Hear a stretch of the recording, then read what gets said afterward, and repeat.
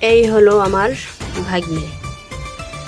দেখতে খুবই সহজ সরল, কিন্তু আসলে সে তা না। আজকে তাকে আমি সেলুনে নিয়ে গিয়েছিলাম চুল কাটাতে। সেলুনওয়ালাকে বললাম, ভাইয়া আর্মি কাটিং দিয়ে দেন। আমার একটু কাজ ছিল, পাশের দোকানে একটু কেনাকাটা ছিল, সেখানে গিয়েছি। তারপরে এসে দেখি কিসের আর্মি কাটিং। সেলুনওয়ালাকে বললাম, এটা কি কাটিং?